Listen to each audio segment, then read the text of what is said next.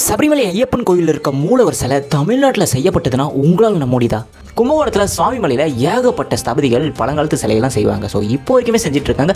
உலகத்திலே ரொம்ப காலமாக ஐம்பொன் சிலைகள் செய்கிற இடம் தான் இந்த சுவாமிமலை. 1950 பார்த்தீங்கன்னா சபரிமலையில் மிகப்பெரிய ஒரு தீ விபத்து நடக்குது. அந்த தீ விபத்தில் அந்த கோவில் முழுக்க உள்ள இருக்கிற சிலை முழுக்க எல்லாமே டேமேஜ் ஆகுது. அந்த இடத்துல இந்த சிலை முழுக்க அந்த தீ விபத்தில் அழிஞ்சு போச்சுன்னு சொல்கிறாங்க. சிலர் அந்த இடத்துல சிலையே முன்னாடி கிடையாதுங்கிறாங்க. பட் அது என்னன்னு தெரியல. அதுக்கப்புறமா 1951 தான் இந்த மாதிரி ஒரு சிலை தயாரிக்கிறாங்க. இப்போ சபாநாயகரா PT ராஜன் தான் இருக்காரு. அவர் தான் ஆர்டர் போறாரு இந்த மாதிரி ஒரு சிலை செய்யணும்னு சொல்லிட்டு. அதுக்காக கும்பகோணம் பக்கத்தில் இருக்க அந்த சுவாமிமலையில் ராமசுவாமி ஸ்தபதிகள் ஒருத்தர் இருக்காரு. ஸோ அவர்கிட்ட இந்த ஆர்டர் கொடுக்குறாங்க. அவர் தான் இந்த ஐயப்பன் சிலை செய்கிறாரு. இவர் இந்த சிலை மட்டும் இல்லை, கும்பகோணத்தில் இருக்கிற பல ஐம்பொன் சிலைகள், அதாவது பழைய முக்கியமான கோயிலில் இருக்கிற எல்லா ஐம்பொன் சிலைகளையுமே இவர் தான் செஞ்சிருக்காரு. இவர் தமிழ் தான் செஞ்சிருக்காங்க. அதன் பிறகு பார்த்தீங்கன்னா 2 ஐயப்பன் சிலைகளை செய்கிறாங்க. அதில் ஒரு ஐயப்பன் சிலை பார்த்தீங்கன்னா இருக்கிற பழனிவேல் வீட்டு பக்கத்தில் இருக்கிற ஒரு கோயிலில் மேலமாசி வீதியில் அந்த சிலை இருக்கு. அந்த 2வது இருக்க சிலை தான் ஐயப்பன் கோயில் சபரிமலையில் இருக்கு.